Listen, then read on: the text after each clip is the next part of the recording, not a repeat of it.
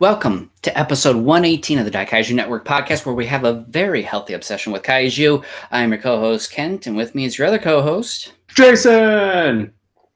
So, like several podcasts we have had over the past, this one's going to be very much centered around a particular theme. And for this episode, most of the content's going to center around the second installment of this second anime Godzilla film, which is Godzilla, City on the Edge of Battle, or that's kind of the most common title known for this particular installment. So, with that, before we dig into any news and any other discussions with this episode, we want to let everyone know that about a week or two ago, we brought out a post wondering if anybody was interested in either becoming another co-host or maybe even a special guest or an occasional guest onto this podcast. And so we definitely had some people who were interested. As of right now, I've briefly talked to Jason about it. And what we're going to do is kind of discuss it, think about it for kind of the remaining 4.5 months that are left in this year, and just kind of figure out, okay, do we want another sort of permanent co-host on here, or do we want to have someone who is a one-time special guest, or do we want to have people come on who are the occasional special guests? And we're just going to kind of discuss that. There are also a couple people that we might be interested in, so we would like to kind of reach out to them and get in contact, discuss them as well, see whether or not they're interested as well. If so, we'll again kind of assess everything, and we'll kind of work out some of the details there too. So I know we have some people who have expressed interest in it. So at the very least, what I will guarantee is this. I cannot guarantee that those who have reached out to us and have expressed interest, I cannot guarantee you that you will be a permanent co-host on here. But what I can guarantee is that you will at the very least have a special guest spot on here, meaning that you will appear at the very least one episode of this particular podcast of your choosing. So, what we will do is either at the very end of this year or the very early part of this next year, we will get in contact with you, kind of let you know what our thoughts are as far as, okay, are we looking for a permanent co-host or what? Go from there. Kind of once we make our decision, we'll let everyone know through the podcast and also through messages and stuff like that, kind of what the process is, what we're going to do. But if you are picked to basically be a special guest, we'll kind of let you know, okay, here's kind of what we're looking to cover as far as our main features over the podcast. So like, for example, we'll say, and this isn't, this is just an example. So we'll say like episode 130 is about the movie Colossal, and episode 131 is the Return of Godzilla. Episode 132 is Godzilla versus Biollante. Episode 133 is Terror Beneath the Sea, so on and so forth. And you get to choose which one you want to come on. So you can come on that episode. Be sure you're prepared to discuss whatever said movie or whatever that we're going to discuss at that time. And just bring any other Godzilla-related news or topics or anything else you want to discuss, or Kaiju topics, I should say. So keep it Kaiju-related and all that. You can talk about whatever else you want outside of the main topic for said particular episode. So at the very least, you will be picked to at least come on for one episode, bare minimum. We will probably bring you on for multiple episodes down the road. Part of it's going to depend on our schedule. Part of it's going to depend on your schedule. As many of you who are longtime listeners know, that sadly, and this is mainly our fault, we haven't had Kat Roca, Josh Finney, and Patrick McAvoy on here for quite a while, basically ever since I think we discussed Shin Godzilla, October 2016. So as anybody who's a longtime listener knows, we've had them on here multiple times, do things like commentaries. Again, that's something we haven't done in a long time and we need to do, and for other episodes. So we're not exactly sure what we're looking for yet, but we were just kind of testing the waters to see who is interested, what some of you were looking to do as well, because we understand that maybe some of you would like to do something like this permanently. Some of you may just even want to be a one-time special guest. Some of you may even want to come on once in a great while to discuss whatever it is we're talking about during the current time. So we will keep you posted. We'll make a decision either at the very end of this year or the very early part of this next year. And for those of you who have expressed interest, not only will we, either post something in a thread or even PM you through our Facebook page and kind of let you know what we're doing, but also we'll have something on our Facebook feed as well, kind of letting everyone know what we're wanting to do, and also kind of letting everyone know via our next podcast episode as well what we are looking to do for kind of the long term or even the short term as well. So anybody who is watching this live right now, there is a chat box to the right of your screen there.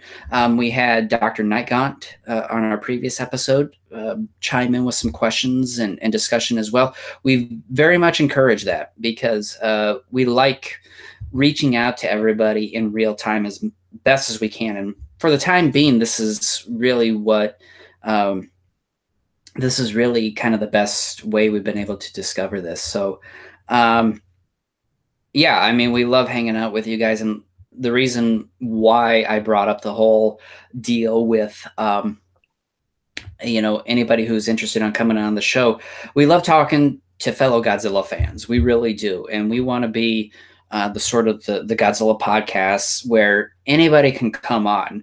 We aren't limiting this to, big special guests or anything like that. We like to try to get those people on every once in a while. We had August Rigoni here a little over 2 years ago.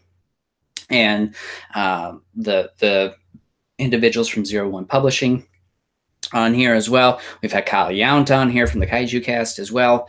We also had Greg Graves from... Greg Graves. Yeah, I wasn't on there, sadly. Yeah. And at some point, too, I would like to reach out to other Kaiju co-hosts as well. Kaiju podcast co-host. Other Kaiju podcasters as well to get them on here. Like some of the folks from Kaiju Transmission, some of the folks from Kaiju Kingdom, et cetera, et cetera. Other people who have done Kaiju podcasts. And I think I've even mentioned this before on our last episode. I'd like to try to see if we can get the fellas from Monster Party on here at some point as well, at least for a one-time podcast as well. But I understand they're very busy. They go to a lot of cons, so they are a couple busy guys. So with that being said, Jason, do you have any other like announcements or anything like that before we kind of dive into today's main topic? Yeah, I know I just mentioned this to you that since when I was at your place, we played King of Tokyo, which is one of the board games, and I've also been playing some of the other board games and stuff with some of my buddies here.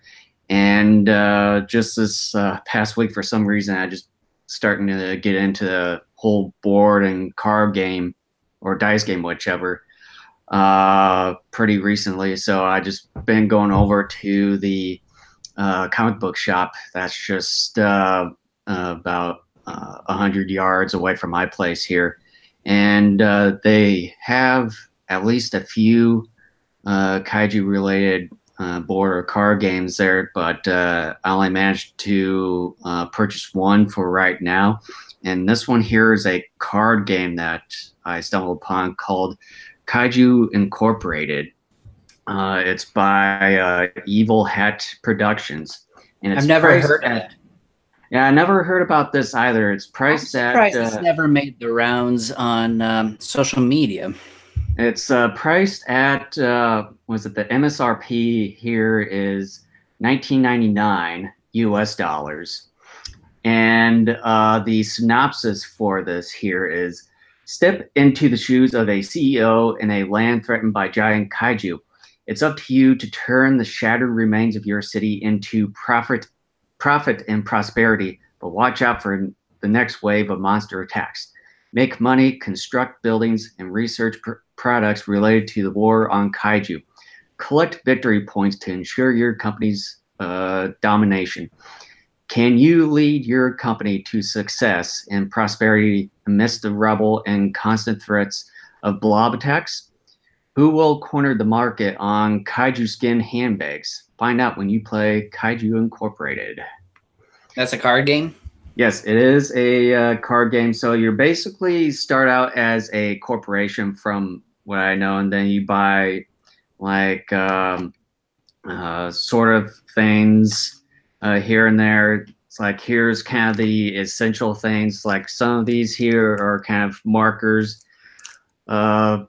Like green is for money, and I'm not quite sure what some of the other like the reds and blues are for. And then of course you got your couple decks here, like your Those little players. cube deals remind me an awful lot of, like, what was it, those energy cubes from King of Tokyo. Yeah.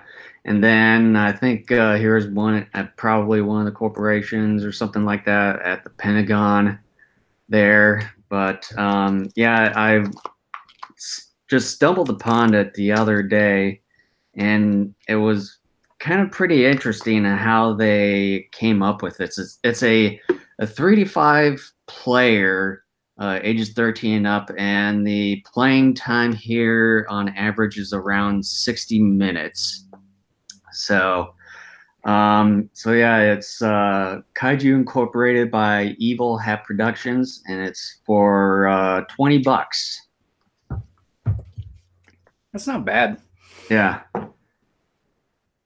So yeah, that's what I Next time got. we get together, we'll have to play that. See what Definitely. it is. And I know there's at least a couple more kaiju related board games that I saw over there, so I'm kind of tempted to probably get one of them later this month or next month. Awesome. So with that, did you have any kaiju related news, or are we ready to dive into our main feature of the show? I really can't think of anything at this point, although I've been kind of looking at to finally getting around to redesigning the Daikaiju Network website here. So I'm probably going to start doing that on the second half of this month. But yeah, so we haven't done anything with that in a while. The only thing that I usually do with is when I post up the episode in order for iTunes and Google Play to capture or pick up the audio. Yeah, I love to write, but again, you all know kind of my situation with taking care of 2 young children here at home. So my free time and just kind of my ability to, write things or what have you is very limited right now, and it will be for a while. But one of the things, and this is something I keeping my fingers crossed, hoping that the software I have works the way that I want it to, but also hoping that other things work out well the way that I want them to. This next week, basically between the 13th through the 17th of August, I would like to try to make a special video commentary of me, and I've talked about this before, but I'm basically kind of setting my eyes on this next week, of trying to watch and do a commentary of watching the Americanization of Varan the Unbelievable. I have never seen it before, and so I thought I'd record a video and just make some comments about it as I watched it, post it on YouTube and stuff like that. So again, keeping my fingers crossed, hoping that not only the timing and everything works out at some point this next week, but also the software works properly and stuff like that. I've been having issues trying to find appropriate software for my computer.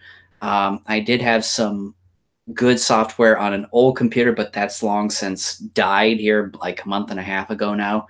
So for whatever strange reason, on this new computer I have, I've been having issues trying to find some decent software to do video, just simple video editing and all that. So I have something right now. So I'm hoping that it'll work the way that I want it to, and hoping that the video recording and the like goes well as well, and go from there. So I figured it would be great to um, get kind of my initial reactions on the Americanization of Iran the Unbelievable, and just not necessarily make fun of it. I mean, I hear that it's very terrible, but I just thought it would be fun. I thought it would be something to kind of get my initial reaction on, because like I said, I've never seen that particular version of the film before, and it would be something fun for YouTube as well, more content and stuff like that. So that's something I'm planning on between the 13th and the 17th of this upcoming week. And of course, like always, if I get it done and all that, you will be notified via Facebook and all that, as far as as far as it being posted. And I will try to remember. I haven't done it in a long time. Excuse me, but I will try to go on to our website too and be like, I'll make a post. I'll say something like Kent watches Varan the Unbelievable for the first time, video comment, something like that. So I'll post something like that on there too. So yeah. There's one thing I forgot, that just this past weekend, I started to finally remaster all of our episodes from when we were Planet X Control Room, started with episode 1 there. So I've kind of cleaned it up a little bit, removed a couple things, and then added, of course, our updated current theme song for the Kaiju Network podcast and everything in there. But yeah, so finally kind of getting around to uploading some of our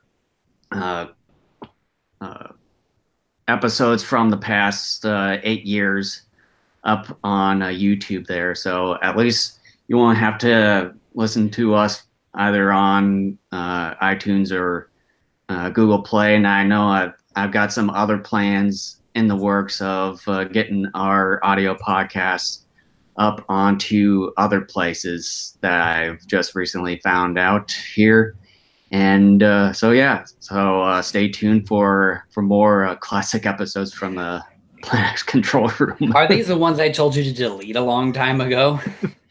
Well, they're part of what we do. I understand that, but those first like 20 to 23 episodes we did, and I've said it on here before. I said it when we sort of started re-reviewing a lot of those first 23 films.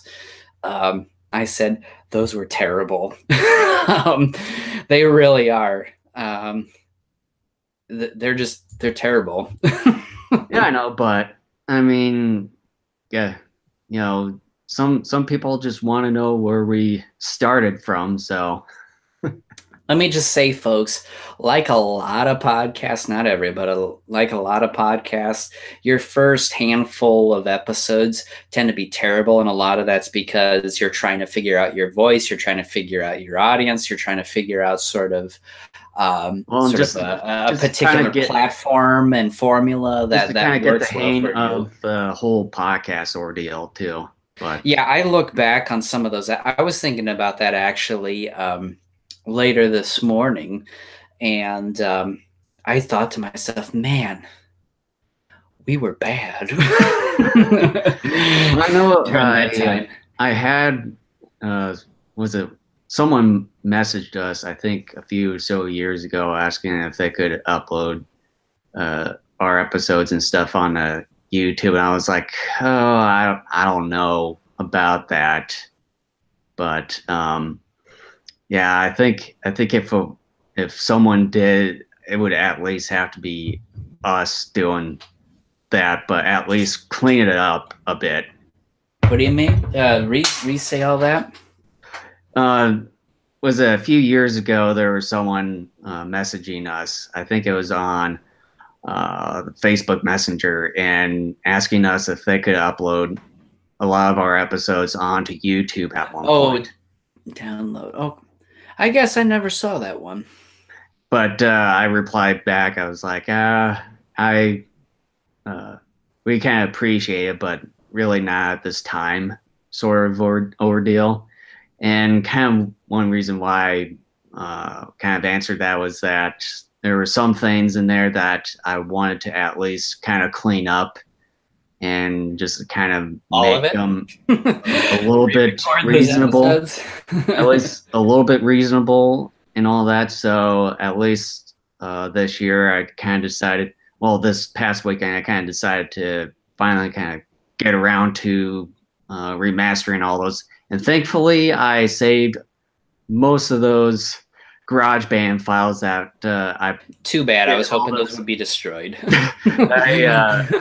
I edited basically a handful of, I wouldn't say a handful, I'd say more than half of the entire podcast history has gone through the GarageBand application here on the Apple laptop or desktop that I've had for many years, for the past 8 years.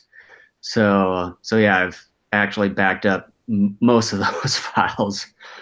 So just be on the lookout for all of those episodes in the near future. That's too bad you saved all of them. Well, you may never know. All right. Well, let's dive into the main feature, which is Godzilla City on the Edge of Battle, the second installment of the Godzilla anime trilogy from the Toho Animation Studios. Here we go. I'm going to go into a plot overview, and then from there, we're just going to dive into general discussion. Whatever we want to talk about, we'll talk about. And again, spoilers. As we've said many times over our 8-9 year history of doing this podcast, we will be doing spoilers of everything because we feel like we cannot do appropriate discussion of whatever the main topic is, movies, TV shows, music, whatever it may be, without actually having to talk about spoilers. So you've been warned.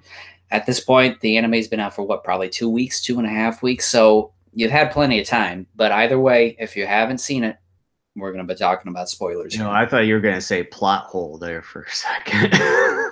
No, it sounded like you were about to say plot hole. To be perfectly honest with you,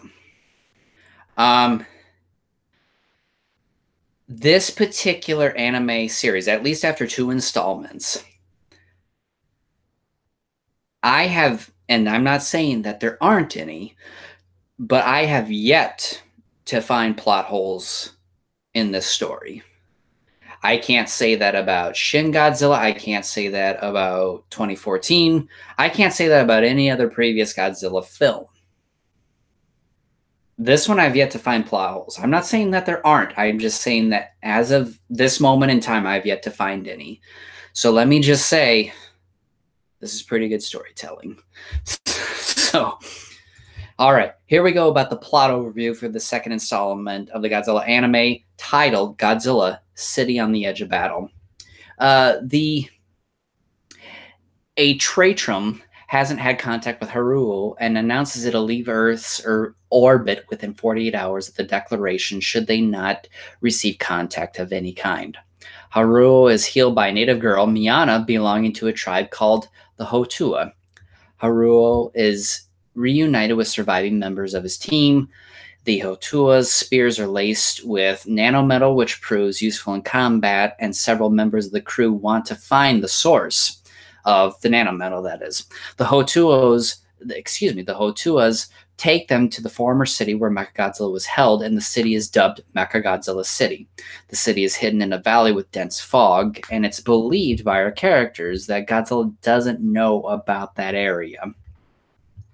It's also realized that the nanometal is autonomous in nature and not only rebuilt part of the city, but even grew it.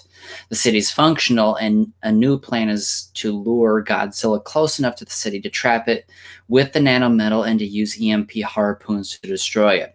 The plan ultimately backfires, and Galugu fuses himself with the nanometal as it was discovered, the metal takes on part of the personality of the people or creatures it comes in contact with.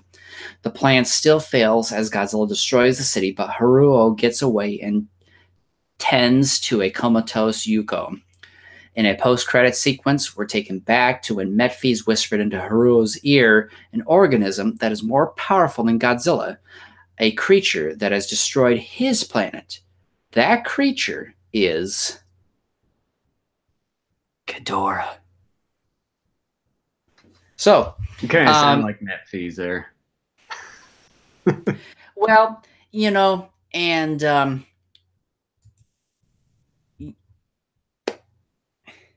I'm trying to figure out how to say this appropriately, or should I say properly. Toho is very predictable as far as the kaiju they wish to use in a lot of their films.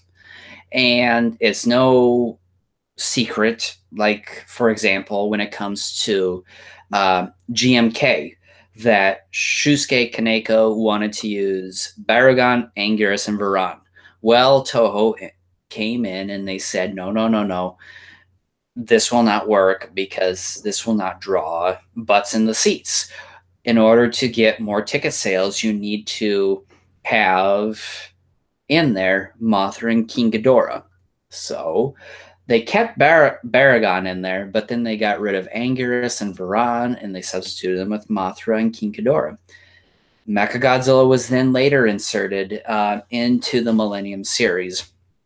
And I'm not really shocked that King Ghidorah is ultimately going to play a part in this trilogy, because still, for reasons that no one has been able to successfully explain to me, King Ghidorah is Godzilla's arch nemesis and is going to make an appearance. I'm not saying I'm not excited. I actually am. Considering the fact that this anime Godzilla trilogy has proven to me that storytelling is very much the focal point here. And what I mean by that is that, and I've said this, I think, on social media a couple times in my own personal Facebook profile, that the Godzilla anime and Toho Animation Studios and all the other studios that have been a part of the production of this anime trilogy, we, as Godzilla fans, have been spoiled here.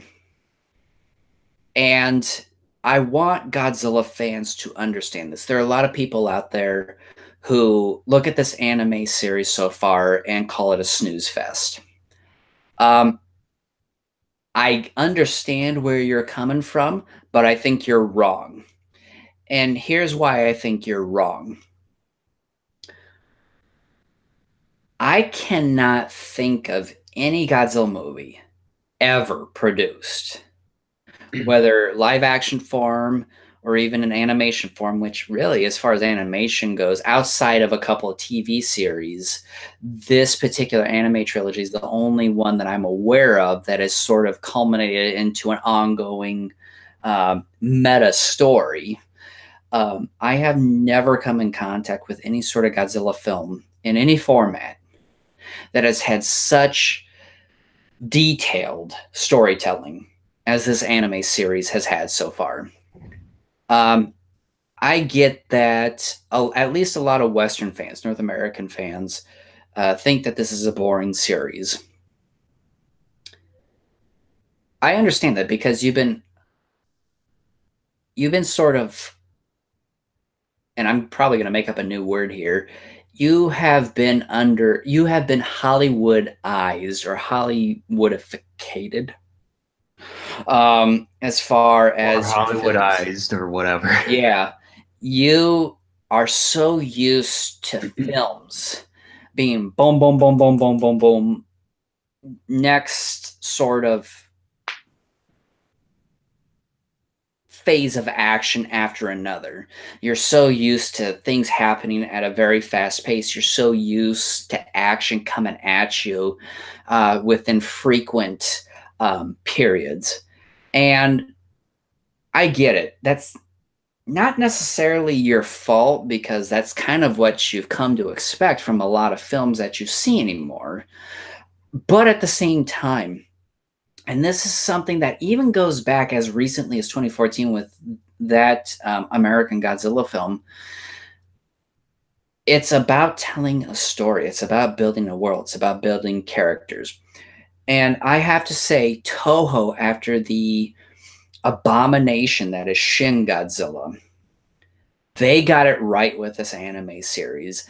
And what I mean by that is that they gave us characters that are actually fleshed out, that have a story behind them. They gave us a story that is kaiju centric. Shin Godzilla was not kaiju centric. Shin Godzilla was about the politics, it was about the bureaucracy. That's what it was about. It had nothing to do with Godzilla. Godzilla just happened to appear in that movie. You can replace Godzilla with anything from Gamera to a typhoon to a hurricane, a tornado, a giant gorilla, whatever. And the story, by and large, is the same. Mm-hmm. Here you have something that is very Godzilla-centric, very kaiju-centric. This particular installment, the second installment of the Godzilla anime series, is very Mechagodzilla-centric because it revolves mostly around the nanometal. The nanometal that somehow that initially by the humans helped build Mechagodzilla. And then after it was destroyed during Godzilla's initial attack thousands of years earlier, has come back and has sort of rebuilt part of the city and expanded it. And it's very kaiju-centric. I can't say that about Shin Godzilla at all.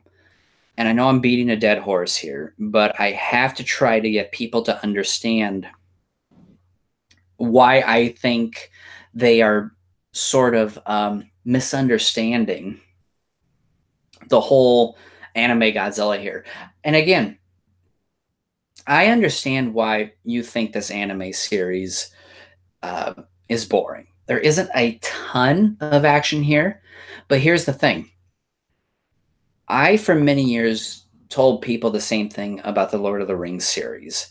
I sort of became a casual fan of that trilogy back in kind of the mid 2000s. I bought the DVD set, the director's extended sets, and I watched them. I'm like, okay, these are fine. I still think Fellowship of the Ring, though, is boring as heck.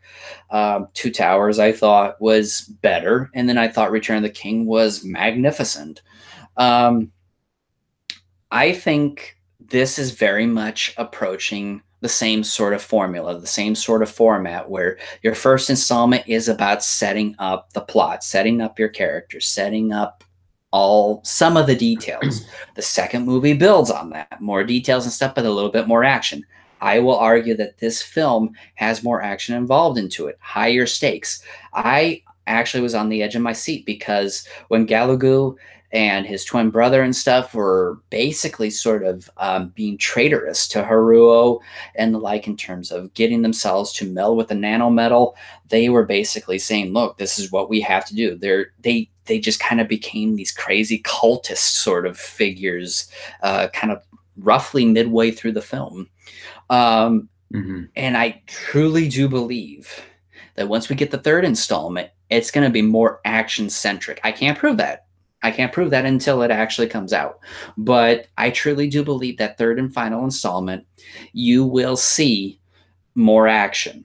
And these first two films build up the story. And they're very much kaiju-centric. Yeah, you may not see a ton of Godzilla, or even Mechagodzilla for that matter. But I will disagree. I've seen some articles and some people out there argue about the second installment that Mechagodzilla doesn't fight Godzilla in this film. That's wrong. Mechagodzilla does fight Godzilla, except Mechagodzilla is the city this time. It's the nanometal.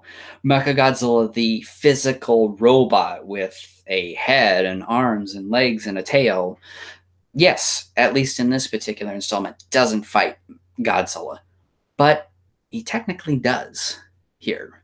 And so I love what this anime trilogy is doing. With the first film, when we get the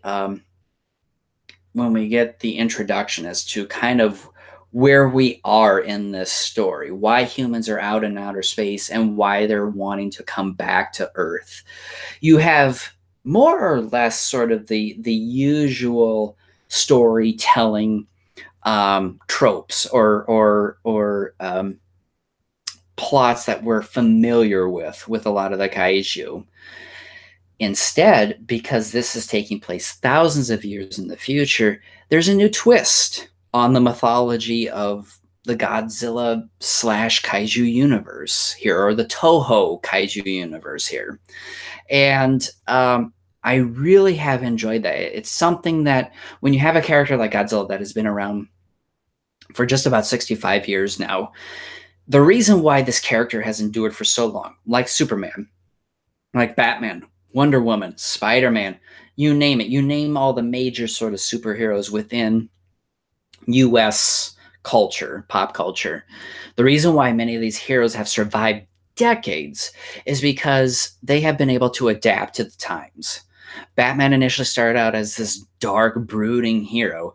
Then he became very goofy, very campy, going out into outer space, going undersea, fighting starfish and stuff like that.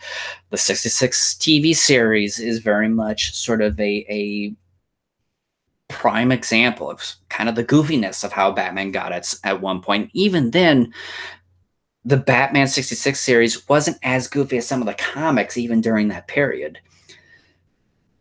And then things change. Batman in the 1980s, due to Frank Miller and other writers, became much more serious, and more or less that character has remained a fairly serious character since the 80s up to this point. Same thing with Godzilla. Godzilla's undergone a lot of changes as well, and many of you longtime fans know this.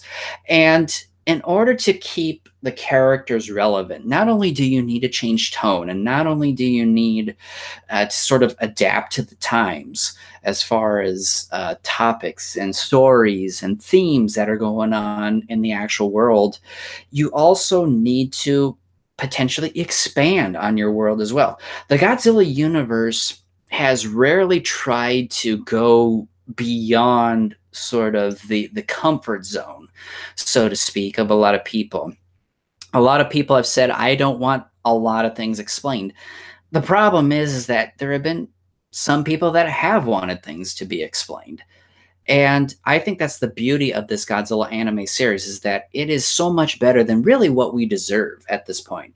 I have never come across a Godzilla film at all, not even a Godzilla TV series for that matter, that has really gone into as much depth about talking about the biology and the physiology and everything else involved within the story. And again, I understand for some people that is dull, that is boring, that is uninteresting. Some people like certain things to be ambiguous. There's nothing necessarily wrong with that, but you have to do things differently. And that has been the beauty of this anime trilogy so far, is that we are given so much, and that I have, after I got done watching this particular entry in the Godzilla anime trilogy, I wanted more. I know Mothra's coming. Let's face it. I saw it at the beginning of this particular installment with the Hotuas. I'm like, I bet this girl, Miana, is a twin. Sure shooting, she is a twin. And I'm like, Mothra's going to come in this third installment. You can't, anybody who knows anything about the Godzilla mythology knows. And then just the way that they were talking about a egg and everything, you know what's going to happen. Exactly. So, this Godzilla anime trilogy in my personal opinion, and I guess I'm getting way ahead of things here right now, is spectacular. This is really the best storytelling ever in a Godzilla sort of story, even though it's, in three films, it's one continuous story.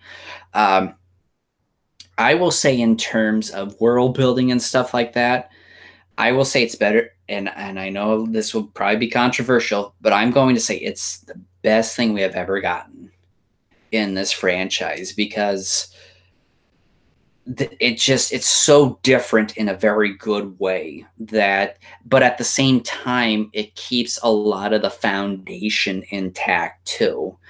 Mm. um, this is something Godzilla fans should be rooting for.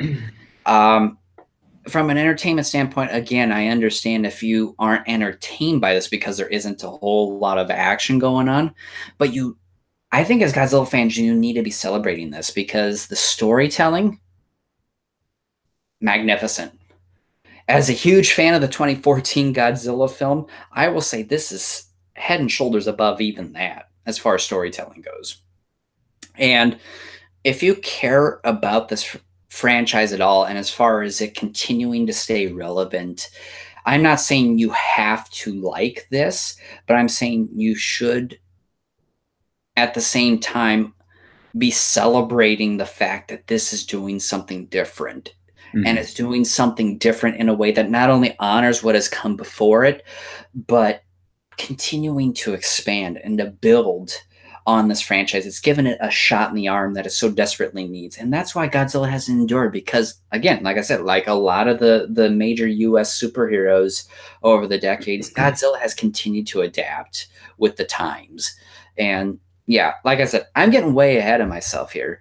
I don't know why I started off the way that I did there, but Great this, monologue, by the way. but I just, I don't understand. I don't understand why people gravitate towards Shin Godzilla, which really, and we talked about this in the previous episode and several other episodes in the past, why so many people celebrate that when it is not only not a Godzilla film, but even if you were to consider it a Godzilla film, it is a terrible one at that. And the fact too, and the more I've looked at this movie, the more I found a dislike about it. And the fact that this tried to be sort of a remake of the 1954 one by emulating the footsteps, the original footsteps, and the original roar of Godzilla, and the Mm. fact that Ashiro Honda was very much of a pacifist, but then this one tried to be very nationalistic in its storytelling. That's an insult. That's an insult to Honda. That's an insult to the fans. And I don't understand the infatuation behind Shin Godzilla. The more I've watched that movie, the more I dislike it, the more I find to really say, not only is this just not a Godzilla movie, this is, even if you were to consider a Godzilla movie, it's a terrible one. It's the worst entry in the franchise. And I'm getting off my high horse I here think I think right probably now, the but I think probably the only reason that I can think of as of right now, I'm not quite sure if it's actually the case, but I'm guessing that the reason why a lot of people probably like it is at least the effects. I mean, that's probably one of the good things that comes out of Shin Godzilla is that the effects is pretty spectacular, even they for were a still Japanese film. shot. Even though that, like, kind of what I mentioned in one of our reviews on it, that there were some areas that it seemed like it wasn't really part of the movie, or I think it was one of the night scenes that it seemed like it just felt a little bit cartoony in a way. But even for Japanese films or TV shows, from what I've seen, I think it's one of the better visual effects that It is, but I've it's still seen. terrible in several spots. Yeah, And you have to go back to when we discussed that film and to then of course know where kind of some of the more specific spots. you had those old school sound effects, which um, I think it's a little bit more pandering, sort of say. And when I was hearing those sound effects while watching the movie in theaters, I was like, it just doesn't really feel part of like the whole experience in a ways. It seems like they were just kind of slapped in there, kind of like a Mad Lib sort of way. And then, of course, you had some of the old. I think a lot of the old school uh, music tracks in there. I mean, uh, don't get me wrong. A lot of those old tracks are great, but at least gotta have some originality to some music. Even though they did probably a handful of them, but it just seemed like that they didn't really add those original tracks into that film. Well, and again, I think if you enjoy the movie, great. More power to you. It's just I have not had, and I hate to keep bringing up Shin Godzilla, but because everybody else out there is making comparisons with this anime trilogy to Shin Godzilla, I think again, Shin Godzilla needs to be brought up because not only is Shin Godzilla the most recent live action Godzilla film, it is also the most recent Toho Godzilla film, outside, of course, this anime series. Um, I have not been able to get anybody to explain to me why, more Mm. specifically, this film, Shin Godzilla, that is a film that is considered a masterpiece because, as I talked about in the previous episode when we were doing the G Fest 25 overview, Ed Gajaszewski was talking about his colleagues there in Japan and saying that the reason why his Japanese colleagues enjoyed the film had more to do with the Japanese nationalism messages. Nothing had to do with Godzilla. And the reason why Shin Godzilla won the Japanese Academy Award was because of its political messaging. It won in spite of Godzilla being in the film. Mm. Godzilla had nothing to do with that film. Godzilla 54 is a significantly better film than Shin Godzilla. I will say Megalon is a better Godzilla film than Shin Godzilla. I will watch any other Godzilla film over Shin Godzilla. Shin Godzilla is a complete travesty in my mind to the Godzilla name and franchise for many of the reasons that we've mentioned in the past. The fact that Godzilla really has no purpose in the film, Godzilla has no personality, Godzilla has no character in it. Godzilla is just a stand in, and the film just beats you over the head with Japanese bureaucracy is incompetent, and at the same time, it's sort of beholden to the U.S. government because of the Constitution that was created there after World War II, and et cetera, et cetera, et cetera. Shin Godzilla is terrible, and like I said, I hate to keep beating a dead horse, but the anime Godzilla really, I think, truly represents, to a certain degree, Toho getting back to what most, at least Western Godzilla fans, are familiar with. Like I said, even though this trilogy is more about the expansion of the Godzilla mythology, with that first film, you had sort of the original storytelling, the original mythology, and now they're expanding it Mm. going forward here with parts one, two, and three. And Godzilla being represented and so far in these first two films is very much the same sort of type of Godzilla that we are all familiar with, a Godzilla that is virtually indestructible, etc. Um, and I really dig this second installment. I was more on the edge of my seat with the second installment because I realized, okay, I know this is a trilogy. I know we're building up to some sort of big climax here and the one that comes after. So this is kind of where things begin to ramp up. We have our characters like Yuko being with using the nanometal being they're building suits. What were they called? The Falcons or something like that. Vultures, I think. The Vultures, and building those suits in which they were going to help lure Godzilla into this trap into Mechagodzilla City, and things like that. Spectacular, and just the amount of noise and action there towards the end of this particular installment was magnificent. I really dug the fact that they meticulously were thinking like, okay, again, we are going to use this a similar sort of approach to attacking Godzilla here, like we did in our first encounter with that smaller Godzilla. That is, he's got to sort of lower his shields a bit, and his weak spot is kind of in his dorsal plates. And what we got to do is put in these EMP harpoons that'll help disable him a little bit and ultimately kill him as well. We can, unleash all the nanometal, all the firepower that we have at our disposal, and it's going to kill him.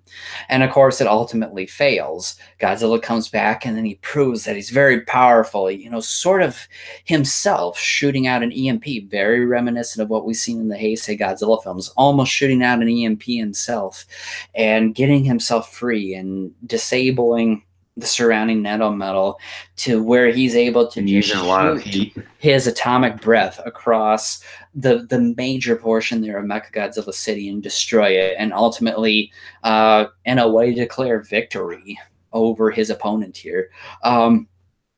Very reminiscent of what we've seen not only in previous installments, but also expanding upon that as well.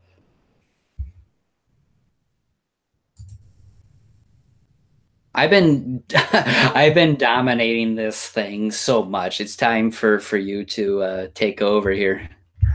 Well, yeah, there were some instances where I tried to get in, but then you just kept on going. So, um, yeah, it's a really interesting, kind of like what you said. It's a really interesting addition into the whole Godzilla universe, as far as mythology goes, and yeah, it and just kind of expands from the original there, from when he first appeared, and yeah, and I really am liking what the characters are going through so far.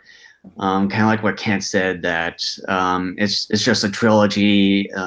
It's a story that needs to be fleshed out quite a bit there, and so yeah, like what he said, first one is kind of the setup, and then the second is kind of in the middle, in between, kind of part setting up and then kind of wrapping up towards the third and final part of the trilogy, and then of course you get the whole epic battles and the conclusions to everything, and yeah, it's a really interesting and in kind of a unique way, and especially how they set up Mechagodzilla in this one. I've been seeing a lot of the photos, particularly for when they were advertising the Mechagodzilla Bandai figure for the movie, and how it like, as far as the look and design of the entire embodiment of Mechagodzilla for this. I think probably one of the reasons, and I can probably kind of see where some of the people are coming from, maybe a little kind of in the disappointment area. I'm not entirely sure kind of where I'm trying to get at. A lot of people probably will know where I'm trying to get at here. I think a lot of people were kind of somewhat expecting the entire kind of intact Mechagodzilla to have survived all these years, and trying to, and then have, an actual Mechagodzilla go out there and fight Godzilla. But of course, you get, just an entire city that was built by nanite metal over the 20,000 years that it's been there. So I can probably kind of see where some other people are probably coming from. So, since you're back, I was just kind of explaining the whole Mechagodzilla situation, and just kind of somewhat explaining where I can kind of understand where some people were a little bit disappointed with it because they were probably expecting an entire um, an entire body of Mechagodzilla to be there instead of an entire city built by nanite metal there. So so yeah, it's a pretty unique sort of thing how they went about this whole nano silver evolving over the thousands of years and improving and adapting to the environment there and just kind of protecting itself and or camouflaging itself from the potential attack from Godzilla there. Yeah, this whole trilogy is, in terms of its storytelling, is a slow burn. Mm-hmm. Um, it's about building up to something greater, which is, again, kind of like I said earlier, is like the Lord of the Rings trilogy. Um, it's building up to something greater at the end. And in the end of that trilogy, even though I'm still not a fan of that trilogy, personally, it pays off. I think the installments tend to get better as you progress. And like I said, I get why some people are disappointed by this anime trilogy or they're bored by it. But I think if you like good storytelling, this is something you should gravitate towards. Even if you do not like this particular anime series so far, it's something that you should be rooting for because it's doing something new, it's doing something different, and it's giving us a very meticulous, in a good way, story that is filling in a lot of details, and it's doing it in a way that we've never seen before in any Godzilla story, at least one that has been officially authorized by Toho. And And if you're kind of into the animes that are kind of post-apocalyptical and probably has a good storyline to it, I think this will probably go right up your alley. Though. yeah, I mean, I really think that this is one that fans should celebrate. And like I said, I get that this has been a slog because you had what the first movie was like an hour 30, hour 35 minutes. This one was an hour 40. Already you've invested what? A good How many minutes? over 3 hours worth. Yeah, you've invested over like 3 hours, 10 minutes worth at least of story, and you've got at least another 90 minutes to add on to that. I'm thinking the next one actually is going to be about closer to 2 hours. That's just a guess. I can't confirm or deny that. That's just a guess on my part. But I get it. I get it. I mean, you're wanting to see kaiju. You're wanting to see kaiju action. And the thing is, though, you're building up to something greater. You're building up to something grander. It's about the process. Like the old saying goes, and I sort of hate to bring this up because it's kind of corny and kind of cliche. When people talk about life, they say it's a marathon, not a sprint. And when they say that, they're talking about, look, you're going through phases. You're trying to pace yourself. You're trying to enjoy the different sort of moments within the greater race of life, and it's not about who gets to who gets the first promotion or who gets the best job first or whoever gets the most recognition first, whatever. It's about the moments. Um, it's about just enjoying the process, really. And Mm-hmm. personally, for me, that's one of the things I love about this anime series is that I'm enjoying the process. I do love the story. I like the characters. These are characters that I can relate to. These are at least characters at the bare minimum. Even if I don't like them, I can at least understand their motives. I can't say the same about Shin Godzilla. Shin Godzilla is terrible when it comes to characters and sort of their motives Mm-hmm. and trying to get characters to where you can sort of um, side with them at any given moment. Here, I can definitely do that. And I really dig the fact that this is a slow burn. Because, like I said earlier, at the end of this particular entry, I found myself more excited than ever about not only just this anime story as a whole, but what's to come as well. At the post-credit sequence, when Metphys was whispering, when they replayed sort of that moment where Metphys whispers into Haruo's ear, and you hear him whisper to Haruo, Ghidorah. Like I said, I knew it was coming because it's very obvious. I Toho even is knew it very was coming predictable. without Yeah, him saying anything. yeah, Toho is very predictable when it comes to stuff like this.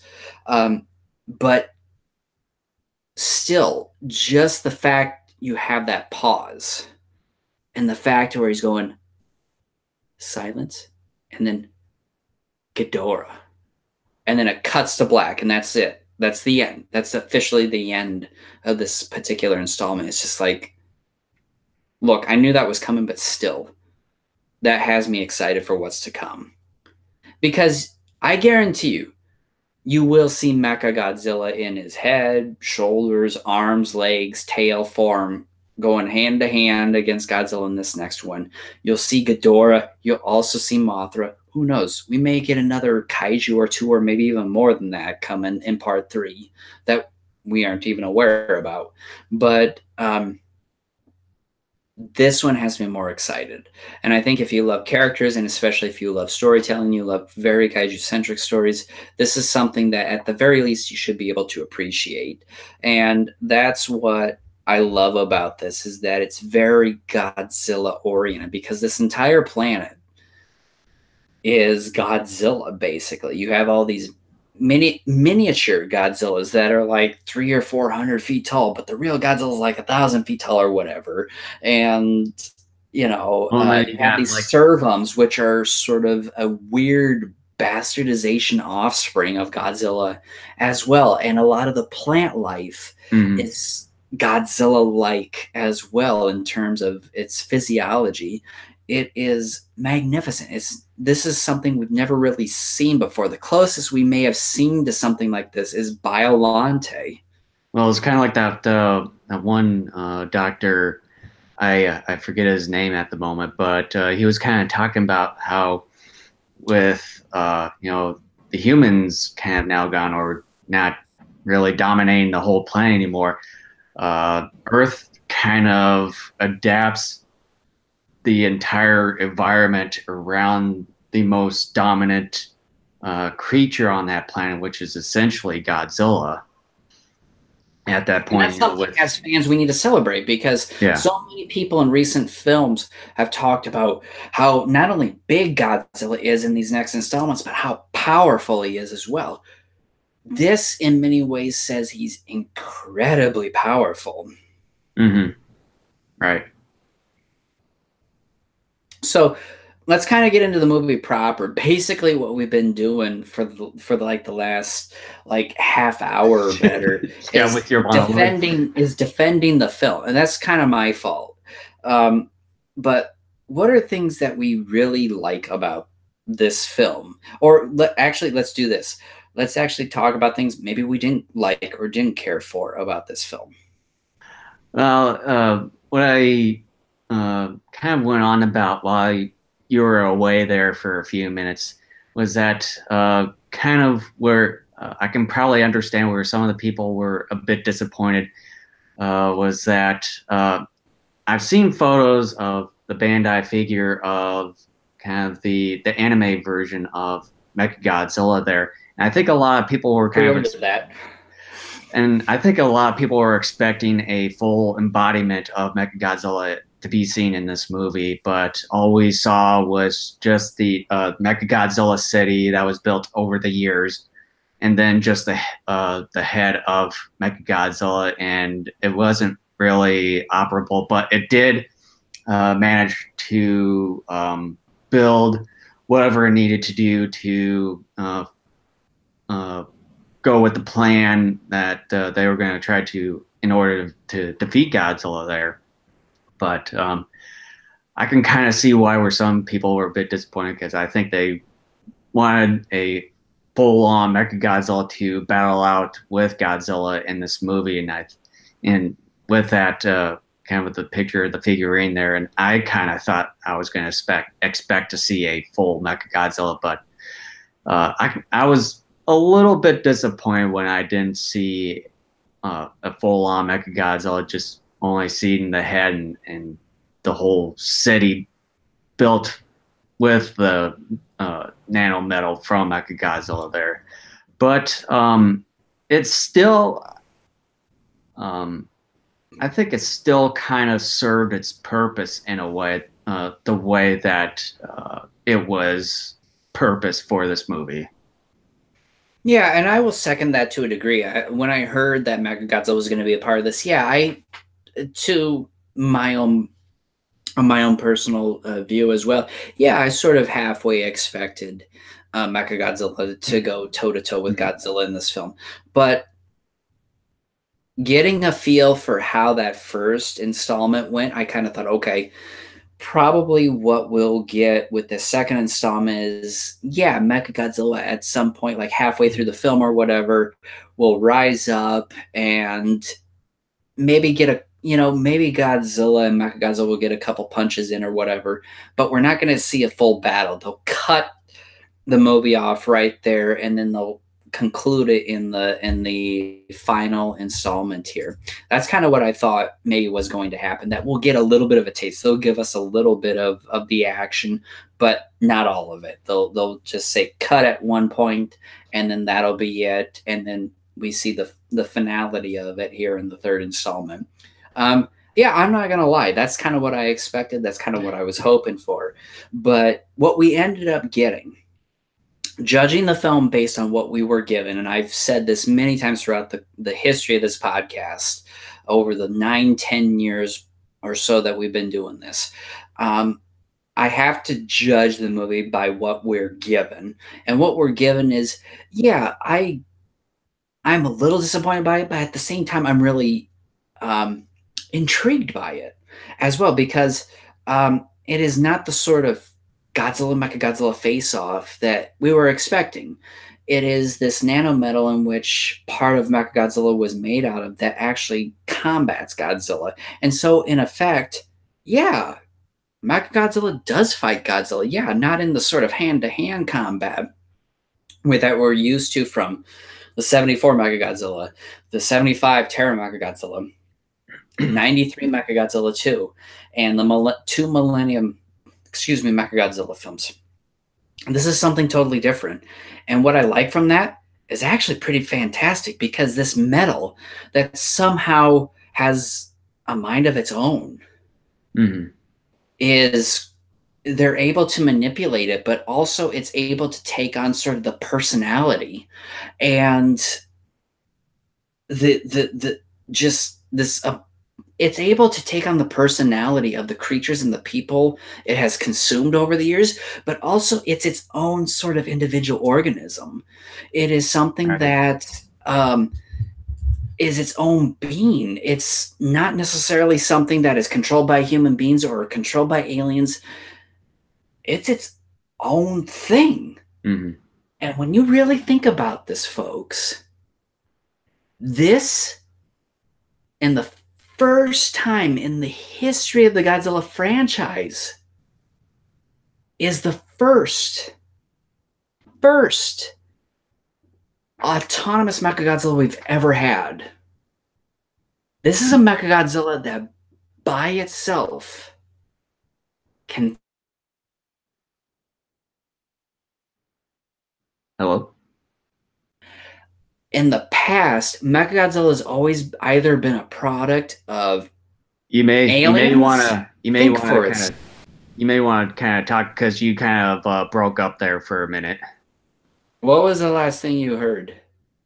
That Mechagodzilla was the first autonomous kaiju or whatever it was.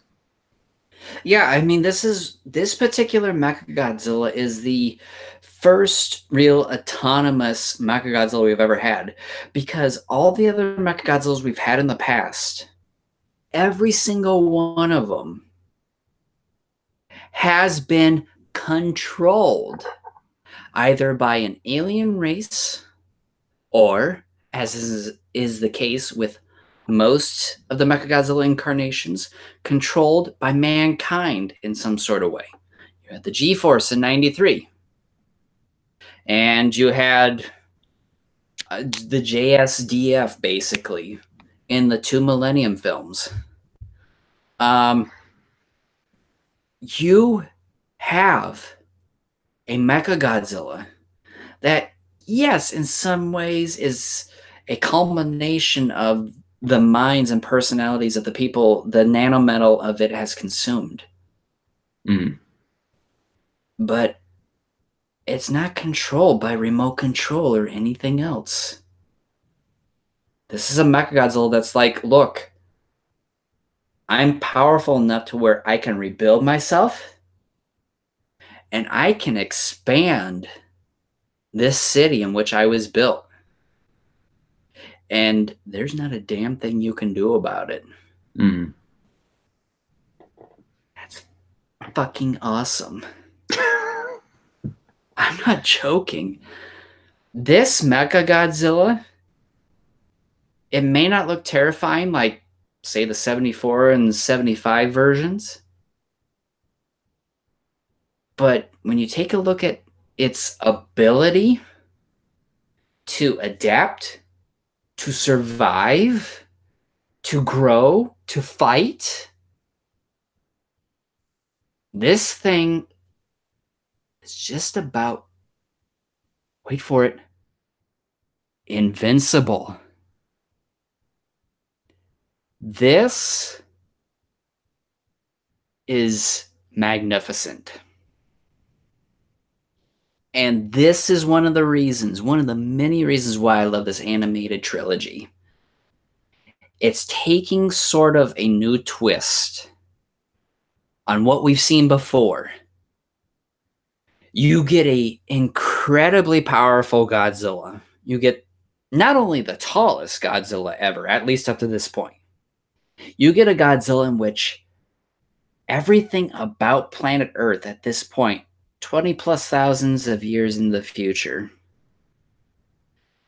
everything on this planet, except for Mechagodzilla City so far that we've seen, every single living organism has something to do with Godzilla. That Godzilla is part of its DNA somehow.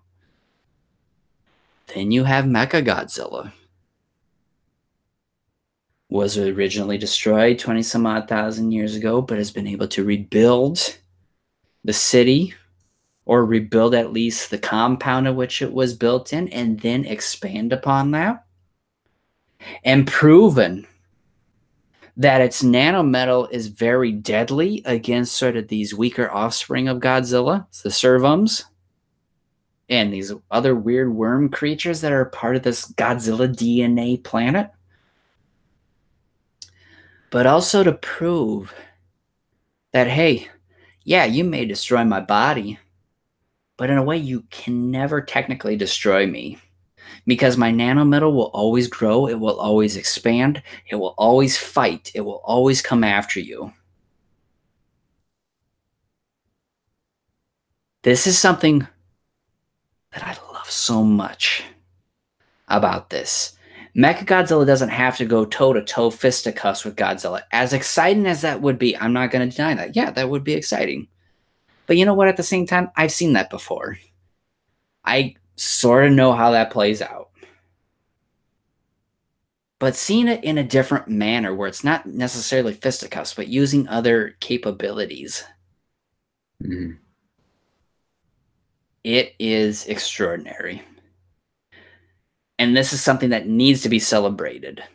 Even if you don't care much for these anime films, this is something that needs to be celebrated because it's done in such a unique way. It's something we've never seen before. I guarantee you, I promise you that if this anime trilogy were actually a live action series, people would think I believe a little bit differently about this. They'd be like, oh, look, yeah, actually, Mechagodzilla does fight because, you know, its properties. But because it's anime, I think because it's animation and everything, there's more of a disconnect there with some of the subject matter there. This is magnificent. This is wonderful storytelling. This is expanding upon a mythology. This is a shot in the arm to a franchise that does desperately need it, because basically what we got in the Millennium series, with several exceptions, are the same things over and over again. Mm-hmm. So yeah, Nice monologue part 2. I think that was part 4. No, I'm just going with part 2. So, what other things should we touch upon for Godzilla's city on the edge of battle? I'm looking forward to part 3. This installment has me excited for what's to come. What are your predictions for the third installment? I think what's going to end up happening, and I'll probably end up being proven wrong, I think what will end up happening is that you'll get Mothra to show up. Mothra will initially start fighting Godzilla. Yeah, I think that and probably then will be a given at least. and then I think what will happen is that Mechagodzilla itself will actually come into physical fruition and start fighting Godzilla as well. Mothra will probably end up dead at some point. And then Ghidorah will end up showing up. And then I think you'll probably end up seeing a little bit of a team up between Godzilla and Mechagodzilla to destroy King Ghidorah. And during the fight, I think Mechagodzilla is going to end up being damaged beyond repair. And then Godzilla's still going to reign supreme, but maybe within reason, so to speak. How that's going to play out, I don't know, but that's fine, because that means this world is so unpredictable and so new. I can't necessarily say where it could even go. Mm-hmm. Yeah, I think for my prediction on it, kind of that little coin or medallion or whatever it was that Metfies had, and he was wanting to have a lab kind of be built in order to fix this thing. And I kind of have a feeling that it's probably some kind of device or something, and that Metfies is actually the one that calls upon Ghidra. And I think he's kind of like one of those, because I think it's like his race is kind of like one of those really religious. Bill Saluto. Yeah, kind of one of those religious sort of people. And I think he could be like one of those kind of like the false kind of prophets or whatever. And I think that could be one of the things that comes up. You know what? You bringing that up made me realize we're probably missing something very obvious here. The elusive obvious, as the term is that Metfies and the Bill Saluto weren't here to help us. Mm-hmm. And we should know this, because there have been so many Godzilla films in which the aliens are like, yeah, we're here to help you, and blah, blah, blah. And it's like, no, not really. We're here to conquer you. That's maybe true.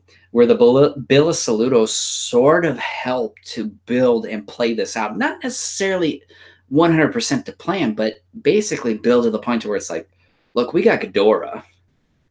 And not only we're going to kill Godzilla, we're going to take over all of you.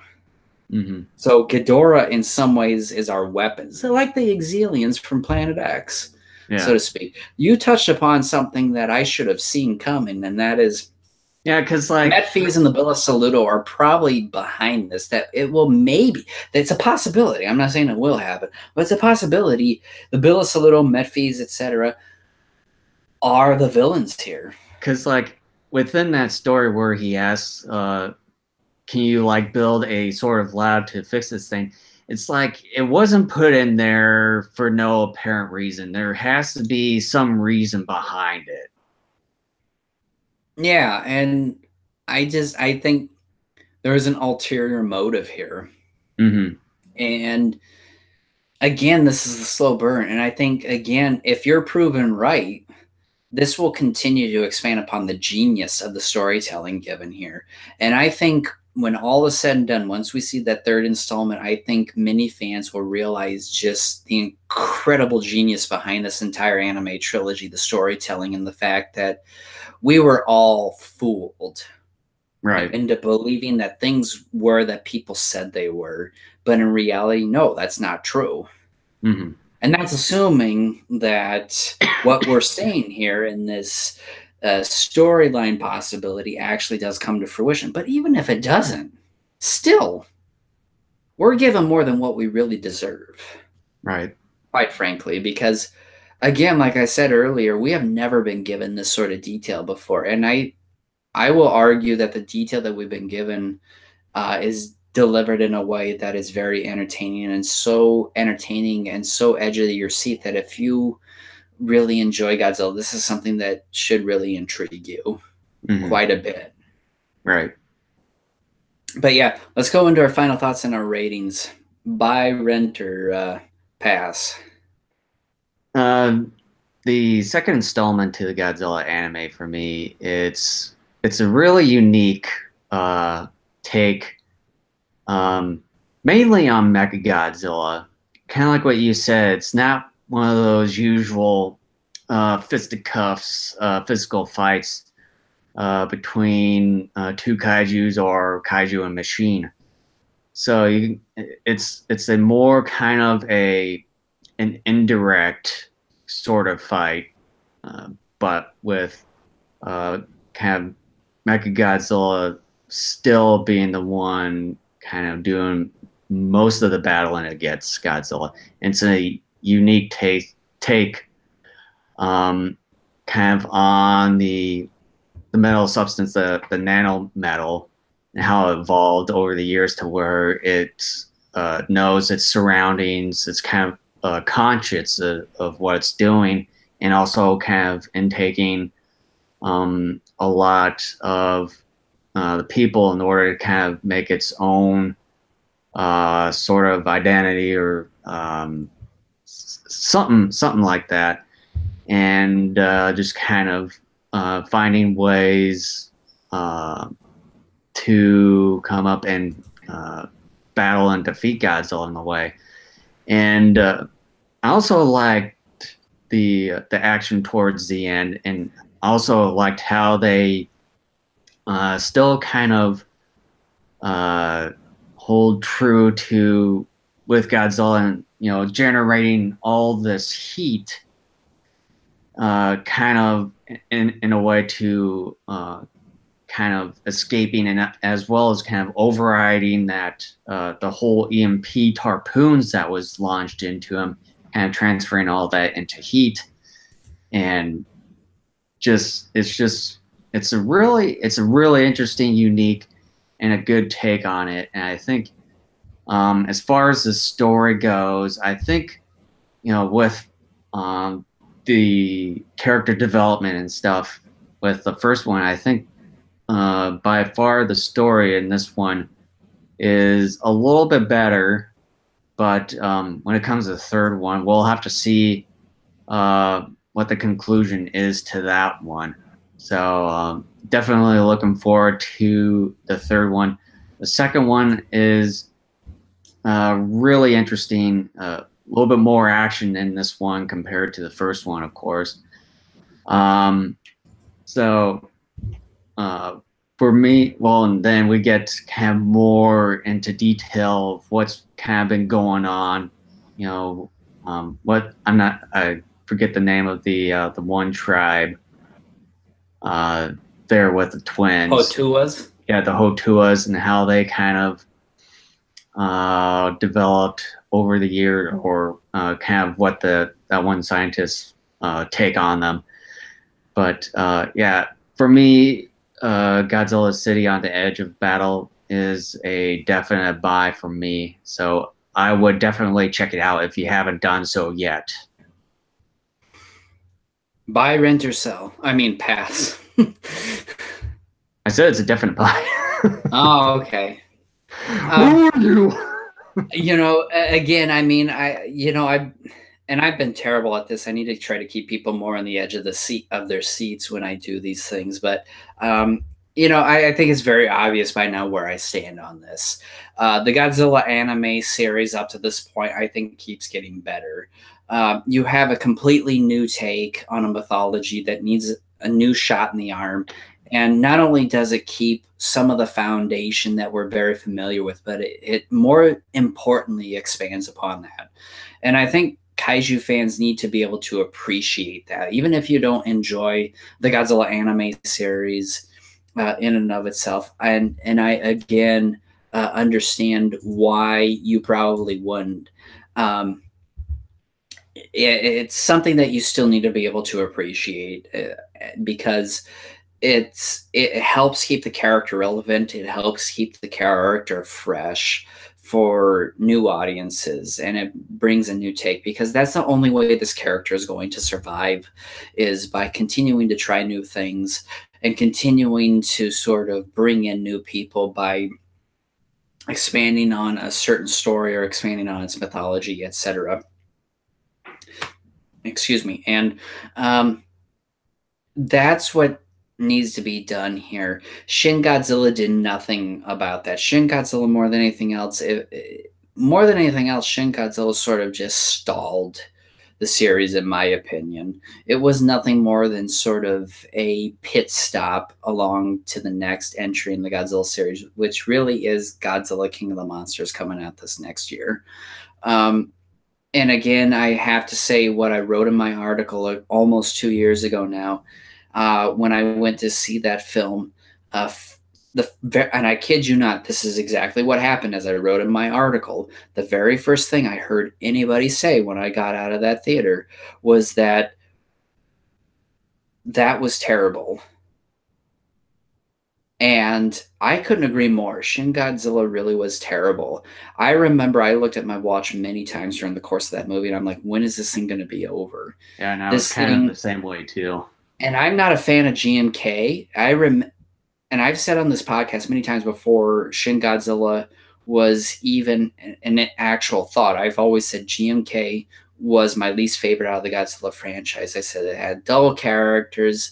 I gave it an A+ for at least trying to do something different, but I thought it misfired on so many different levels.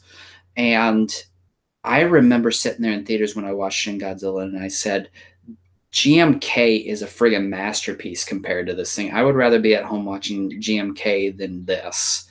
And I remember just going through the entire Godzilla series in my head, and I'm like, yeah, Gojira is better. Godzilla Raids Again is better. King Kong vs. Godzilla is better. Mothra vs. Godzilla is better. Ghidorah is better, etc. And Toho finally got it right with this anime. They gave us characters that we could at least understand and relate to on some sort of level. We may not always be with them, but I think that's the genius of some of this is that we may not always be with them. We may not always be rooting for them, but we can understand their motives. We can understand why they're doing the things that they are doing. And on top of that, this is very kaiju oriented. It's very kaiju centric. Even though, like the 2014 film, Godzilla may not necessarily be present in every frame of the film, the Mm-hmm. fact that his presence, the fact that our characters are focused on him and focused on parts of him, has everything means that this is very kaiju centric. It's very Godzilla centric. That this is a completely new take that we need to embrace because as we've both talked about throughout the course of this discussion, Mechagodzilla does fight Godzilla in this film. It's just not hand-to-hand combat like we're used to seeing. It is through indirect means, so to speak, with the nanometal. And that is something that is so unique about this particular entry in the Godzilla series is that it basically is telling us, look, your expectations about this anime series, if they weren't already sort of shattered from that first entry, they're definitely going to be shattered here now. And we're trying to get you to think in ways that are so vastly different from what you're used to seeing over the previous 30, 31 films. And I really enjoy that about this series because not only are the aesthetics different, but a lot of the mythology is new and different as well. And that's one of the things that I really um, uh, enjoy about this particular um, entry within the Godzilla franchise is that it's so different. And yeah, I agree with Dr. Nikon here. Final Wars was another huge disappointment. This was a movie that for years I had struggled to sort of figure out what it was that I saw, but also how I felt about it. Um, when I first saw it, when it first came out on DVD back in late 2005, I thought that the movie was okay. It was decent, but it was Mm. nothing to write home about. Right. And as time went on, I kind of went back and forth on this whole deal as far as, okay, that was pretty good. And then there were times where I'm like, it kind of falls short. Um, but I got to a point within like the last year and a half where I've watched and I go, while there are certain moments about it that I can enjoy and appreciate, at least as far as sort of what maybe Ryuhei Kitamura was trying to do, by and large, the entire body of work, I look at it and I go, no, I cannot endorse that. I don't hate the film, but I do disagree with sort of how Kinemura um, went about his view, I guess, of Or his his take. own version, his take of that particular story. As I think I've always said this with every time we've discussed Final Wars, my biggest disappointment came more towards the end of the film, in which you had our hero fighting the Exilian leader, and you had Godzilla fighting Monster X. And Godzilla fighting Monster X should have been taking more of the camera, so to speak. And instead, we're getting more of our hero fighting our Exilian villain Matrix style. Yawn. I don't care because these characters were never really built throughout the course of the film. And on top of that, we were told Final Wars was to be a Godzilla film, especially a 50th anniversary Godzilla film, and it was Mhm. not.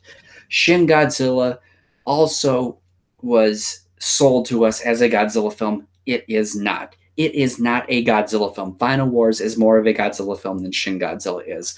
The anime Godzilla film series is a Godzilla film series because everything is Godzilla centered. Everything is kaiju centric. This particular installment, in more specifically, like Jason said earlier, is very Mecha Godzilla centric, and that's what I love so much about this anime series is that it really gives us something new. It gives us something that we um, that we so desperately need with this franchise, with this character, because this character, with the exception of the 2014 film, has sort of hit a brick wall. I thought the character sort of was built upon and expanded upon with the 2014 film. And then comes along Shin Godzilla, and everybody's like, oh, this is really the next big thing. And I look at it and I go, no, this is crap. This is the worst thing to have come along ever in the entire Godzilla franchise. This does nothing except to really destroy the character, to hurt the character. And anime Godzilla here, with the two installments so far here in the US, has ended up, in my opinion, really expanding upon Godzilla, making Godzilla relevant, making Godzilla interesting again.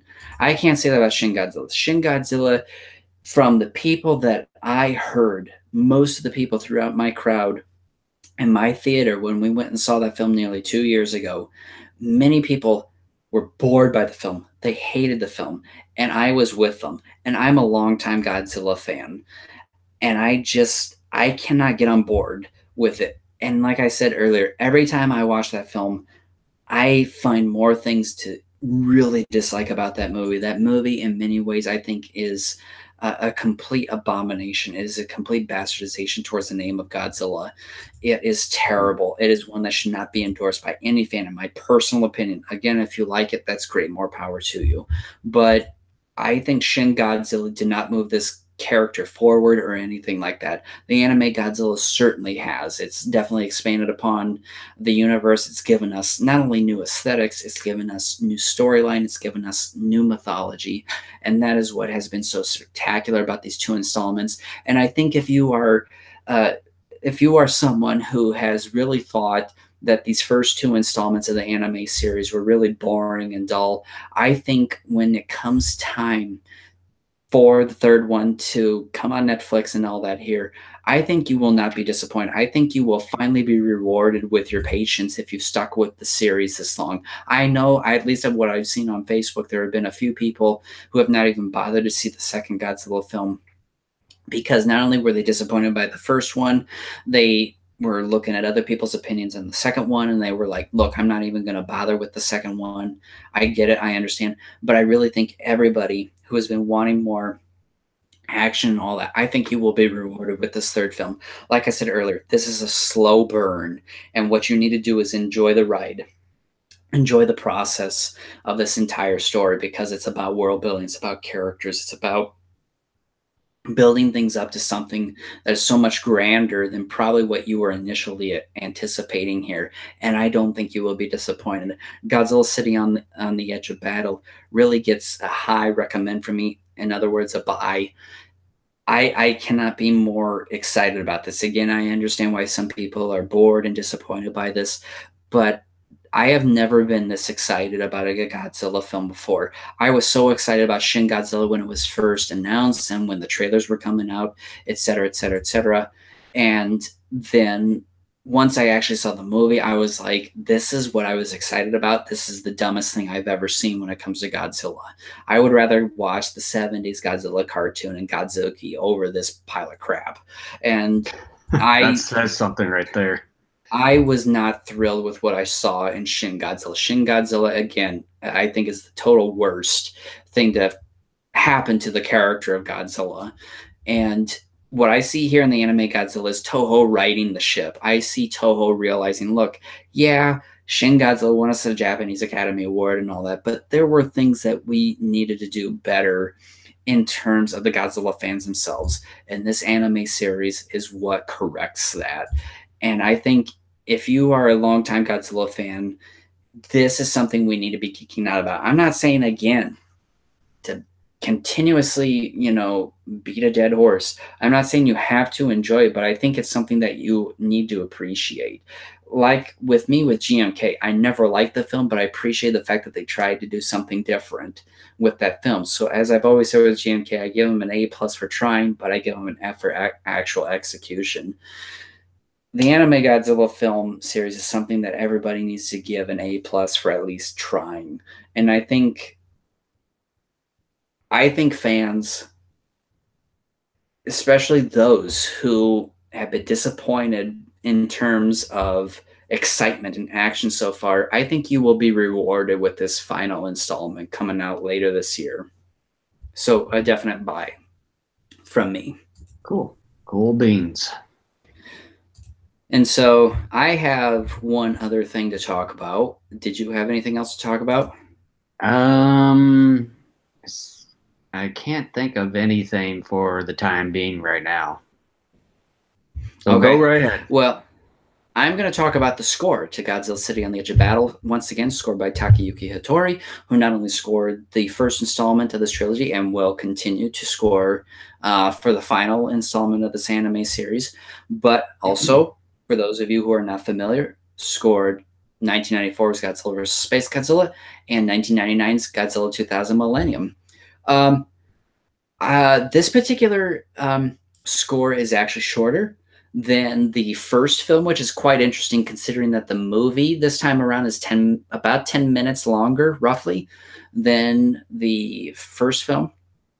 It's definitely more toned down and somber than the first score as well. The first film score had a lot more marches and exciting themes attached to it. This one is a little bit more melodic in terms of it being a slower paced and a sort of once again, like I said, a somber sort of experience this time around. as I was listening to the score, I noticed that there were some riffs and motifs that were very reminiscent of Hattori's Godzilla vs. Space Godzilla and Godzilla 2000 scores. Definitely moments that I could really pick out that I was like, okay, yeah, I've heard something like this with Space Godzilla, or I've heard something like this with Godzilla 2000 Millennium. Um, Overall, the score is wonderfully composed and it's really a good listening experience. Like I said, it's shorter than the first one. The first one, that particular score, if I remember correctly, ran about 75 minutes. This one, I think, ran just under an hour, I think. So it is definitely shorter by at least 15 minutes. It's still a good listening experience on its own. Um, if you were to ask me, okay, well, Kent, which one do you prefer to listen to most? I would argue that I still would prefer to listen to Godzilla Monster Planet compared to this one, just because my personal taste, I am someone who likes a lot of rousing marches and themes. That's just the kind of music that I enjoy more than anything else when it comes to scores. But it's still a great listening experience. I will definitely listen to the score again. I think Hattori, through the two installments, has produced a wonderful score through and through. And I think, like I even said with Monster Planet, I think he's gotten better with time. I thought his Space Godzilla score um, had some moments, but by and large was relatively just kind of dull or uninteresting. I thought his Godzilla 2000 score up until the anime Godzilla films came out, I thought his Godzilla 2000 score was out of this world, ballpark great. I still think that way. I recently listened to that score, and I still think it is a wonderful score. I still think it's an underrated score. It's one that I think fans really need to take another listen to because I think they will like it more than what they maybe thought initially. But this anime score, I really do believe, builds upon the greatness of what even Godzilla 2000 was. And like I said, even for me personally, as far as my personal preferences go, I think City on the Edge of Battle is a slight step down just because it doesn't have as many of the rousing themes and marches that the first one had. But that doesn't mean it's bad. It's not. It's a very good listening experience. I have listened to just about all the Godzilla scores up to this point so far. All except Final Wars. I've listened to like half of that up to this point because that's like a 3 or 4 hour deal. But I really this is a lot better than even some of the other Godzilla scores I've listened to. There have been some Godzilla scores I've listened to that when you try to listen to the music on its own, it just doesn't connect. It just doesn't. It's made more to listen to through the film than anything else. And when I listened to Hattori's music, the only Godzilla score that I can say was not a pleasant experience was the Space Godzilla score. Otherwise, everything else I've really enjoyed. Like I said, City on the Edge of Battle is a score that I will definitely listen to again. This is a buy. I really do recommend it. I think, regardless of what you think about the movie, even if you dislike the movie, I think the score is brilliant, and I think it's something that you should seek out if you are a Godzilla fan. Even if you don't care for the anime series, I think Hattori's score for this trilogy is something you need to seek out. I think you will enjoy it regardless. Cool. I can't think of anything else except for if you get the chance to, whoever has this and plays it or something, just let us know how it is or anything. But yeah, definitely really want to look forward to playing this whenever I come over to your place, or if you get the chance to come to my place one of these times. Try to see how that goes. Yeah. For Kaiju Incorporated, by the way. Yeah. And so with that, I want to let everyone know next episode 119, which right now will be scheduled for the 25th of August. We will be doing Golden Bat. And that's what we'll be doing. We'll cover anything else that we have on our minds, kaiju or tokusatsu related at that point as well. Once again, I'm hoping between the 13th and the 17th to get a video not only created but posted about me watching, excuse me, the Americanization of Varan the Unbelievable. I think it not only could be funny, but it could be by and large just interesting. And I think that's just something else that's fun for you to watch. What I hope to do with it is not only are you watching me, but you're watching me watch the film as well. So you'll get to see the movie on my TV screen as I'm going along with it as well. And I really I'm looking forward to that. Like I said, I think it could be really fun. So yeah, be on the lookout for Plan X Control Room episodes in the future. Yeah, the remastered crap that we we had talked about this like several years ago. I told Jason, I'm like, we got to not only revisit the first 23 Godzilla films because I thought those reviews could have been better, but I thought just those first 23 episodes were the worst as well, just top to bottom as far as content goes. But hey, gotta have a little bit of substance. But yeah, I mean, yeah. Yeah.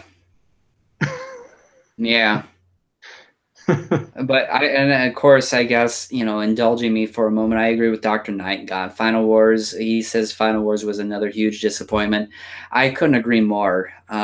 I know here when we did a commentary with 01 Publishing, gosh, that was probably almost 2 years ago now as well. I think it was probably a little over 2 years ago, maybe close to 3. I remember, they defended Final Wars, and that's great. That's fine. There's no problem with that. And at the time, I think I was sort of on board with it, but not as much. But I've seen that movie several more times since then. It's just like, yeah, I cannot go along with this. But again, comparing it with Shin Godzilla, I always have to go back to Shin Godzilla. And again, that's just simply because the Godzilla fandom wants to continue bringing Shin Godzilla up. But since you've always been bringing up Shin Godzilla a lot, I think we should do a commentary on Shin Godzilla.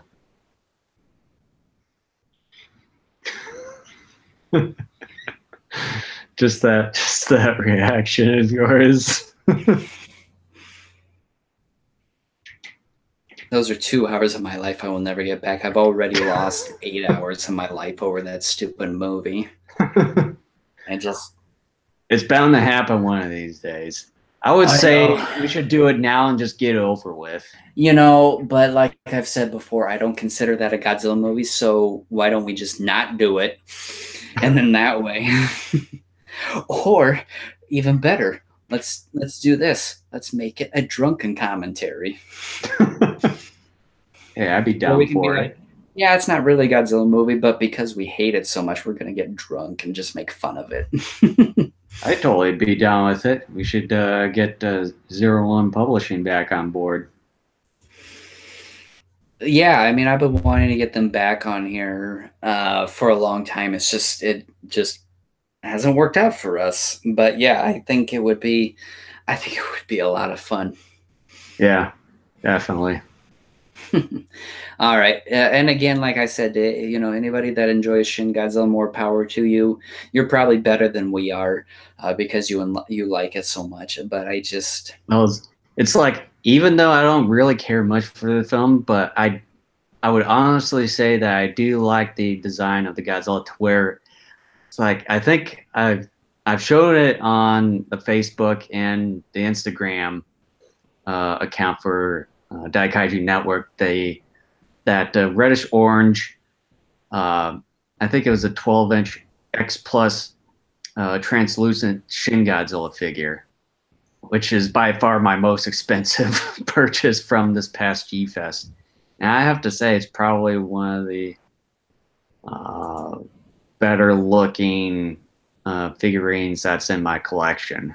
I like the head design because I think it resembles more of the original sort of design that Honda and Tanaka wanted from Mhm. the 54 design, but just for whatever reason couldn't get on that particular Godzilla. Um, Everything else I either am okay with or don't like. I don't like the penis tail though, because that's just dumb.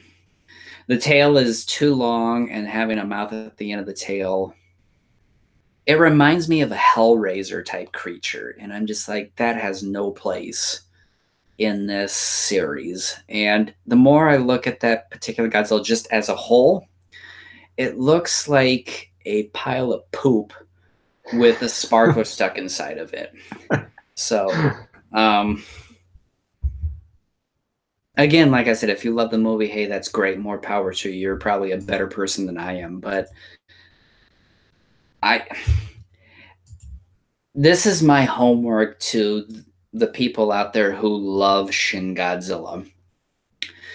Give me specific, detailed reasons and explanations as to why, not only that you in particular love this film, but why, through your experiences with social media and the internet at large, have really enjoyed this film. Um, and I'm flipping off Jason there. um, he'll show you why in a moment. It's this right here that I was talking about. Probably one of the kind the of funny thing is, ones. You mentioned that, and I don't remember ever you buying that. I bought this on the third and final day of G-Fest 25. And like I said, I don't remember you doing that. I saw one of the vendors that was walking in that one little hallway between that that one room where the military kind of hangs around, and then Chicago Fire Oven. I saw him carrying one of this one here, and I saw it, I was like, I have to fucking get it. Even though I don't care much for the film, but I just kind of, to be honest, I really like the design of the Godzilla, and particularly this X Plus figurine here. I'm not sure if you're supposed to paint it or something. If so, I wouldn't even bother with it. I mean, just look at it. It's like one of those translucent theater exclusive. Yeah, it's kind of like one of those. It's better the way it is presented here. It's to me, it's just fantastic looking. The way you have it shown in this one section here, it's like he should be holding like a skull or something, like in Hamlet. But yeah, I agree. Just, the way the way you're presenting it right there, I really agree with you. The design, at least with that figure, it does look magnificent. But like the Bandai one and really what is represented in the movie in and of itself, yeah. But it's like, I'm not sure if the camera can do justice. I mean, just look at the detail of that. It's just really rigid, and I mean, you can see a lot of detail in it. I mean, just by looking at the video camera here, it really can't do enough justice for this figurine in person. I mean, if you see it in person, it's just fantastic. Like I said, I don't even remember you buying that. But yeah, it was $225 for this one.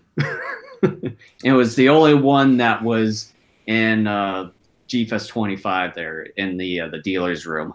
And a waste of money it was too. No, it wasn't.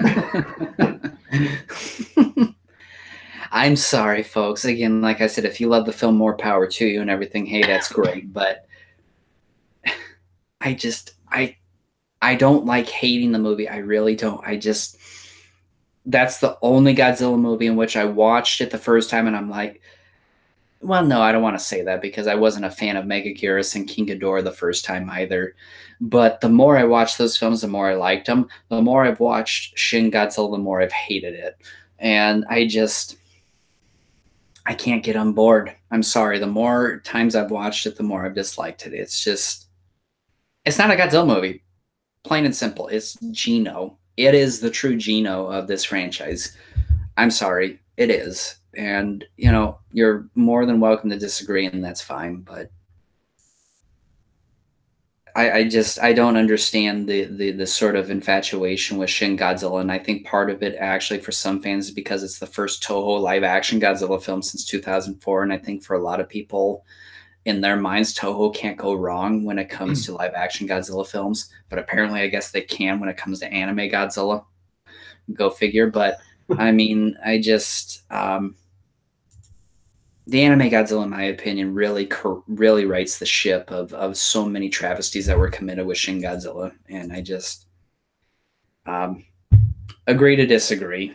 I mean, like I said, if you hate the anime Godzilla film, like I said, I totally understand, and if you like the Shin Godzilla film too, again, I understand. I mean, I can try to put myself in the shoes of fans who do enjoy it.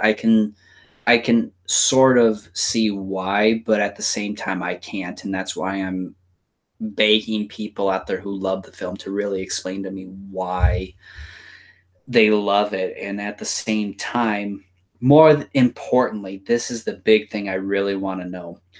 Why is it that the explanation so many of you use to say that you love Godzilla were the same reasons why you hated the 98 Godzilla film? Mm-hmm. I don't get it. Um, I don't get it. And that's been a head scratcher for me for 2 years now.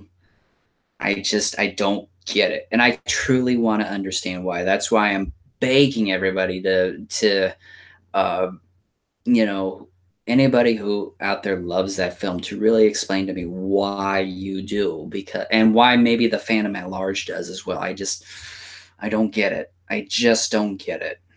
Right. To me, that thing commits so many sins against the character and everything that so many of us out there love about this character for nearly 65 years. I don't get it. And I want someone out there to really explain to me why. Because I sort of understand, but every time, like I said, every time I watch it, I like this movie less. But the anime Godzilla I give two thumbs up to. But again, here's the thing. Here's my promise to all of you. I will not talk about Shin Godzilla again for a long time. Or until we do the commentary. Like I said, until it's basically appropriate. Part of it's because we got Golden Bat next, but I mean, I will put it to bed. But like I said, the reason why I keep bringing it up is because so many fans have been bringing up the anime Godzilla and comparing it to the Shin Godzilla film, and I feel like, okay, well, because everybody's doing that, I need to kind of do the same. So, yeah, I mean, if you want to know more of my extensive thoughts on Shin Godzilla, go back to 2 years ago in our archives, and you'll see our review and things like that. But the anime Godzilla, in my opinion, corrects a lot of wrongs that were committed by Shin Godzilla. Mm-hmm. But anyway, thank you so much for listening. We hope you enjoy it. We got Golden Bat coming up here on the 25th of August. I'm very much looking forward to that. Again, showing my hand. Very enjoyable film. I think many of you will like it. If you haven't seen it, that's your homework for next time. Find a copy of Golden Bat, watch it, and come here on YouTube, and we will have a link and all that up on our Facebook page, which will also appear on some of our other social media pages. Click on that. We got a chat box off to the right. Start talking to us, anything Kaiju related, and we will be more than happy to converse with you. We encourage that. That's why we're doing this. We want to engage with all of you out there. So, and if you like what we're doing here, you can just hit the subscribe button as well as the notification bell icon to get notifications there. And then you can also, if you're on the run or something, we're also on iTunes and as well as Google Play. So basically, we're on your mobile phones there. So we're at the tip of your fingers right there. So yeah, definitely do that. And of course, we've got plenty of content here on YouTube for the time being, as well as on our Facebook. And then, of course, trying to getting in the midst of updating the site, and as well as a few other things I've got in planned here in the future. But I'm not going to mention some of those things as of right now. So just stay tuned for the time being. Yep. So please rate, review, and subscribe to us on YouTube, iTunes, etc. So with that, once again, we got Golden Back coming up here in a couple weeks. And with that, thank you for listening. Later, folks.